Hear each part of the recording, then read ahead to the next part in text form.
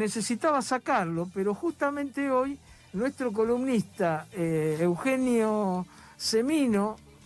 defensor de la tercera edad de la ciudad de Buenos Aires, justamente en estos momentos está en un programa que va de 5 a 7 presencialmente, de un colega, no lo voy a nombrar porque si no van a cambiar la radio.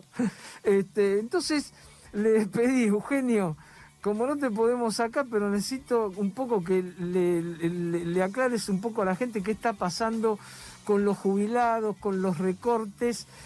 con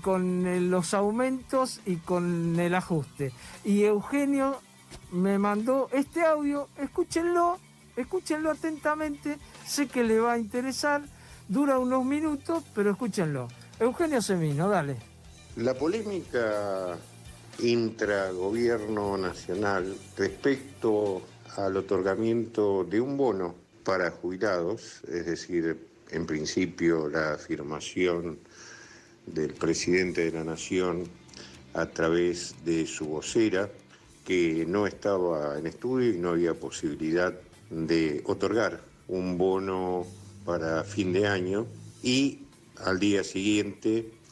la rectificación por parte de una directora ejecutiva de ANSES diciendo exactamente lo contrario, en realidad desnuda algo muy particular que está ocurriendo en la política nacional, donde se pretende encorsetar la realidad dentro de un relato, tratar de disimular lo que realmente se ha hecho y se sigue haciendo, en el caso que nos ocupa, que es lo relativo a lo previsional, a los jubilados y pensionados. Se hizo un durísimo ajuste durante los 2 últimos años, que en realidad es continuidad de lo que ya venía ocurriendo a través de la inflación tomado como un impuesto en los años 18-19. El haber jubilatorio lo han logrado convertir en un mero subsidio las sucesivas administraciones e insisto, profundizado en estos 2 últimos años, porque la crueldad de esta parte del ajuste es que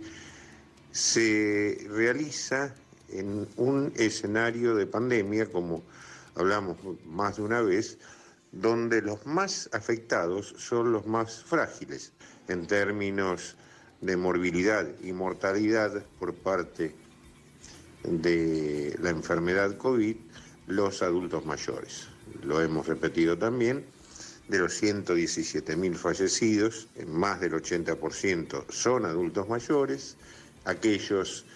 que tienen comorbilidades o que han sufrido la enfermedad COVID y se han recuperado de la etapa aguda, nadie les hace rehabilitación, ni la más elemental, la cardiopulmonar. Cuando digo nadie, ni el PAMI, ni las obras sociales, ni hablar de la pandemia y la salud mental sobre los 2 colectivos de más alta fragilidad, como son los niños y los adultos mayores, están abandonados totalmente. Pero decía que dentro de ese contexto se siguieron ajustando los saberes durante todo el año pasado y durante este año. Se podría charlar numéricamente de qué pasó, inclusive con la actual ley vigente de movilidad, entre comillas, que ha ido perdiendo respecto a la inflación. Y esto, más allá que lo digo yo y los números, lo están ratificando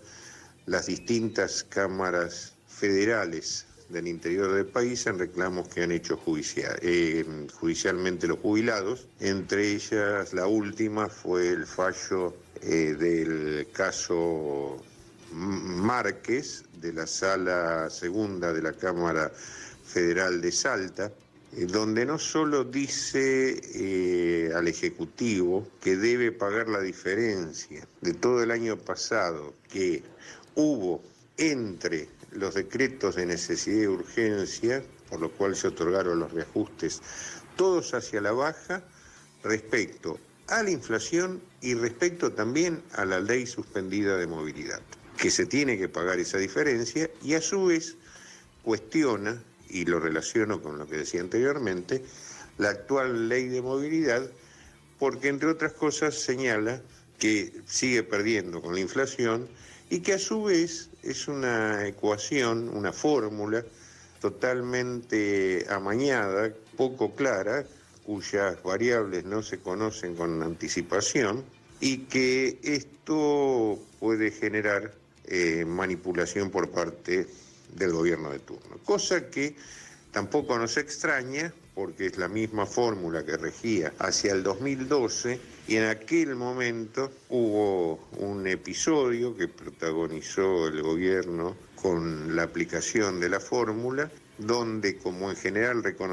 desconocemos el factor, por ejemplo, recaudación en toda su dimensión, en aquel momento de septiembre del 2012 se le robaron 3 puntos que nunca le fueron devueltos más allá de la presentación judicial que hicimos con la Defensoría y algunos diputados de la época. Lo cierto es que ante este cuadro de situación, lo que se ha expandido es la mentira, ¿no? Es decir, si un puntito más, si bono de 5 o 6 mil pesos, como aconteció, inclusive no hubo, fue uno de los pocos sectores que no recibió tan siquiera para esta última elección, si mejora o no la situación, o si por ejemplo cuando vemos que se sigue restringiendo el derecho del jubilado, por ejemplo, también la semana pasada hemos conocido la reducción de la partida para el pago de sentencias para el año 2022, la partida que va a surgir del presupuesto nacional y que el proyecto está presentado en el Congreso de la Nación, que se adelantó el Ejecutivo por ese decreto de necesidad de urgencia de esa partida, restar 12.000 millones de pesos, que significa lo siguiente. Durante el año 2021 hubo alrededor de una asignación de 91.000 millones de pesos para el pago de sentencias. Cuando hablo de sentencias firmes, que los jubilados han tramitado su juicio durante 6, 7, 8, 10 años, tienen una sentencia firme y debiera pagársele dentro de los 120 días, cosa que no ocurre, por lo cual en muchos casos tienen que hacer un juicio de ejecución de sentencias, 2 o 3 años más, ¿no? Pero al margen de esto, lo que significaba que con los 91.000 millones de pesos este año se pagaron algo así como 42.000 sentencias, pero lo cierto es que hay 80.000 que están firmes pendientes de pago. Obviamente se corren al año que viene. El año que viene, en lugar de 91.000 millones de pesos, que ya serían poco si tenemos en cuenta la inflación, el Poder Ejecutivo Nacional le hizo una quita de 12.000 millones de pesos, vale decir que van a quedar 78.000 millones de pesos, para pagar alrededor de 32.000 sentencias, según el monto de las mismas, que